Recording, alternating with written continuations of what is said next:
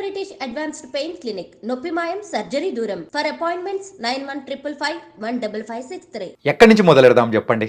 First మీ ప్రయాణం మన వేటూరి సుందరమూర్తి గారి దగ్గర నుంచి అక్కడి నుంచి మొదలెడదాం, అవును. లేకపోతే సో ప్రస్తుతం మీరు డైరెక్షన్ చేస్తున్న అక్కడి నుంచి మొదలెడదామంటారా? ఫస్ట్ ఆది ఇంపార్టెంట్ కనుక, ఎత్తైన వృక్షాలు ఎన్ని ఉన్నా గాలిని ప్రసవించగా వెదురు మాత్రమే వేణువయింది. అవును. కలములెన్నో పుట్టి కలలు గన్నా కారణ జన్ముడు జన్మమొక్కటే కావ్యమైంది.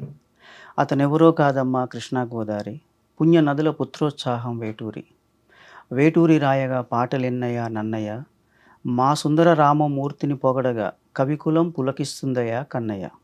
వాహ్, that is Veturi sir. Super super అన్న. మీరు చెప్పిన పదంలో వెదురు బొంగులు ఎన్నున్నా కానీ అంటే ఆ గాలి ఫ్లో ఏదైతే అవుతుందో దాన్నే వేణువు అవుతుంది అని చెప్పేసి చెప్పారు చూసారా, అది నా స్టైల్లో నేను చెప్పాను. కానీ అలాంటివి మీలాంటి కవుల ద్వారానే ఇవన్నీ బయటికి వస్తూ ఉంటాయి. మీరు మీ ప్రయాణం అనేది సో వేటూరి సుందరరామూర్తి గారి దగ్గర ఒక శిష్యరికంతో మొదలైంది.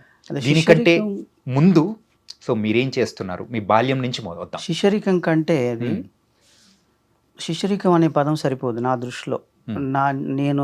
నా జీవితంలో నేను ఆయన్ని ఫేస్ చేసింది ఒక పెద్ద మాట ఉంది. అది ఏంటంటే ఈ జనరేషన్కి అది ఎంతవరకు అందుతుందో తెలియదు. ప్రాప్తం అనే ఒక మాట ఉంది.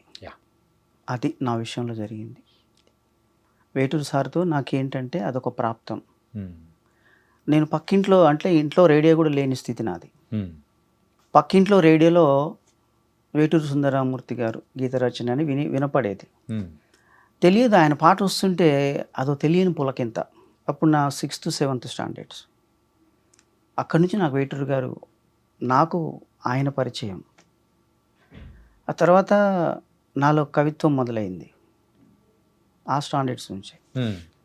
నాకు బాగా గుర్తు, చిన్న చిన్న కవిత్వాలు అవి రాస్తూ ఉండేవాడిని. వక్తృత్వ పోటీలకు కూడా వెళ్ళేవాడిని. ఓకే. ఒకరోజు మా స్కూల్ నుంచి ఒక అమ్మాయిని పంపారు వక్తృత్వ పోటీకి. ఆ వక్తృత్వ పోటీలో నేను ఎంటర్ అయ్యాక అమ్మాయి డ్రాప్ అయింది. స్కూల్ నుంచే డ్రాప్ చేశారు అఫీషియల్గా. నువ్వు వద్దమ్మా, అతనైతే బాగమ్మా అంటే. అది నాకు, నేను దాన్ని చిన్నప్పటి నుంచి ఆక్యుపై చేయగలిగాను నాకున్న శక్తి దాని మేరకు. నేను ఇండస్ట్రీకి వచ్చాక నేను ఫస్ట్ దర్శనం చేసింది వేటూరి సార్ని. రామానాయుడు స్టూడియోలో వేప చెట్టు ఉంది, ఇప్పటికి ఉంటుంది, అది పైన ఫ్లోర్కి ఎదురుగా. ఓకే. ఆ వేప చెట్టు కింద అంబాసిడర్ కారులో దిగి నిల్చున్నాడు ఇలాగా. ఆయన చేతిలో ఒక డబ్బా ఉంటుంది, స్వీట్ పాన్ అవి తినడానికి. ఆ డబ్బా పట్టుకొని నిలబడ్డాడు. సార్ మీ దగ్గర, ఆయన చూడగానే నాకు ఒళ్ళంతా పులకింత అయోమయం అయిపోయింది. అంటే షుగరు, బీపీ ఇట్లా 4-5 రకాలు ఉంటే ఏమవుతుంది మనిషి పరిస్థితి, అది నా పరిస్థితి. వెళ్ళి అడిగేసా, సార్ నేను మీ దగ్గర వర్క్ చేద్దాం అనుకుంటున్నాను, మీతో నాకు అవకాశం ఇవ్వండి సార్ అంటే. అక్కడి నుంచి జయంత్ గారు వెళ్తున్నారు. చూశాడు నన్ను గురువుగారు, చూసి నీకు పని చేసే అవసరం లేదు, అలాంటి డైరెక్టర్లను కలువు, వాళ్ళు కొత్త వాళ్ళు నీకు అవకాశం ఇస్తారన్నాడు. డైరెక్ట్ జయంత్ సి పరాంజీ గారు ఆయన చూపించాడు గురువుగారు. ఓకే. నన్ను తేరిపార కింద వరకు చూశారు. చూసి ఇప్పుడు మీ ముందు కూర్చున్న నేను, మంచి మ్యాచింగ్ డ్రెస్ ఉంది, జేబులో పెన్ ఉంది, చూడ్డానికి కొంచెం ఉన్నాను. అప్పుడు విలేజ్ నుంచి వచ్చాను కదా, అసలు నన్ను మనిషిగా కూడా గుర్తించారు ఎవరు, అంత డీ గ్లామర్. ఓకే. అలాంటి టైంలో దాన్నే ప్రాప్తం అంటారు. నాలో ఆయన ఏమి చూడలే, లోపల ఏదో ఉంది కదా దాన్ని చూశాడు. అంటే కవులకు అలా అర్థమవుతుంది. నిజం నిజం మీరు నమ్మరు. అంటే ఒక కింది స్థాయి నుంచి వచ్చిన వాళ్ళ స్థితి ఎలా ఉంటుంది. హైదరాబాద్లో రామానాయుడు స్టూడియో వెతుక్కుంటూ, ఇక్కడ ఎవరు తెలియదు మనకు, వెతుక్కుంటూ వచ్చిన ఒక ఎర్ర బస్ ఎక్కువ వచ్చిన వాడి పరిస్థితి ఎలా ఉంటుంది ఊహించండి. అది నా పరిస్థితి. ఇది ఏ సంవత్సరంలో సార్? ఇది 28 ఏళ్ల కిందట. 28 ఏళ్ల కిందట. నేను ఇండస్ట్రీకి వచ్చి 28th ఇయర్ అయితే 1996 ఆ ప్రాంతంలో. అలాంటి డైరెక్టర్లను కలువు అన్నాడు. ఆ రోజు నుంచి ఆయన నన్ను కలమ్మని అనలేదు, ఇంకా నా దగ్గర పెట్టుకుంటానని ఆయన అనలేదు.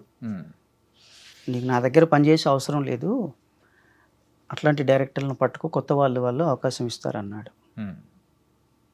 ఆ రోజు నుంచి ఆయన కాలం చేశాక వాళ్ళ సాంప్రదాయం ప్రకారం, ఆచారం ప్రకారం ఇక్కడ ఎదురొమ్మున అది పెట్టి నెయ్యి లాంటిది పోస్తారు. ఆయన కొడుకులతో పాటు అది పోసే అవకాశం నాకు దక్కింది. ఎంతో అదృష్టం చేసుకుంటేనే కానీ అలాంటి అవకాశం ఎస్, నిజంగా దక్కదు. అందుకే దీన్ని నేను ప్రాప్తం అన్నాను. మీరు ఎందుకు ఆ ప్రాప్తం అనే బోర్డు యూజ్ చేశారో ఇప్పుడు అర్థమైంది. ఒక గురువుని ఎలా ప్రేమించాలనేది ఒక ఎగ్జాంపుల్ చెప్తాను మీకు. ఆయన ఉండే చోటుకి వెళ్తే డైలీ ఆయనను కలవాలనే ఆతృత, చేతిలో బండి కూడా లేదు, ఆటోకు డబ్బులు ఉండవు, నడిచి వెళ్ళాలా. నడిచి వెళ్ళి డైలీ ఆయన కలిస్తే ఆయన బాధపడతాడా, లేదంటే ఆయన వెనకాల డైరెక్టర్లు వస్తూ కలుస్తూ ఉంటారు, నేను వాళ్ళ కోసం డైరెక్టర్ల కోసం వెళ్ళినట్టు ఉంటుందా, ఇదొక అనుమానం. ఆయన పెద్ద ఆయన కదా, నేను అలా వెళ్ళకూడదు కదా, ఇదో విజ్ఞత. కార్డార్లో ఆ చివర ఆయన రూమ్ ఉండేది, ఆయన ఉండే ఫ్లాట్ ఒక 200-300 మీటర్ల దూరం. అలా నిలబడి చూస్తే ఆయన కాళ్ళ చెప్పులు కనబడతాయి బయట.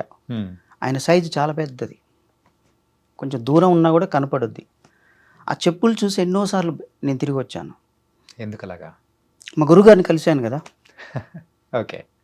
అంటే అంత వాత్సల్యం, దాన్ని అంత భక్తి ఆయన అంటే నాకు. నేను ఒక బుక్ రాశాను, సిగ్గు లజ్జ ఖండిక అని. ఏది ఒకసారి చెప్పండి సార్. సిగ్గు లజ్జ ఖండిక. సిగ్గు లజ్జ ఖండిక. అది నా తొలి కావ్యం. పాటలు రాస్తూనే మ్మ్. దానికి ముందు మాట రాయండి సార్ అని వెళ్ళి ఇచ్చా. మ్మ్.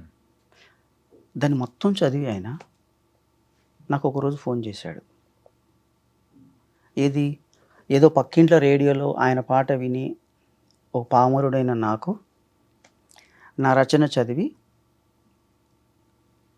ఆయన పాటల రచయితగానే ఉన్నారు, నేను పాటల రచయిత అనే పేరుతో ఎంట్రీ అయ్యాను. నా పుస్తకం చదివి నాకు ఆయన ఫోన్ చేశాడు. మ్మ్.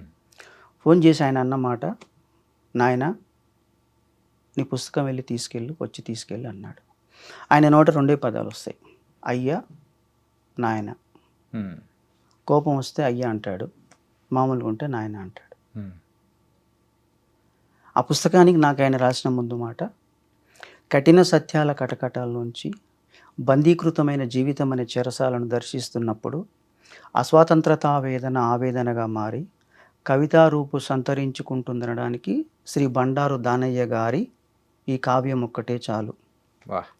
ఇందులో ఆశావాదాలు, ఆకాశ సౌధాలు, భావ ప్రణాళికలు, కవితా గణితాలు ఎన్నో ఉన్నాయి. అమ్మకు అష్టోత్తరం ఈ కవితలలో చూడవచ్చు. అదే పేగు అనే ఖండిక. ఆలోచన ప్రేరకమైన శ్రీ దానయ్య గారి నవ కవితకు నా స్వాగతం వేటూరి సుందరరామూర్తి. ఈ మాటలు ఎవరికి రాశాడు?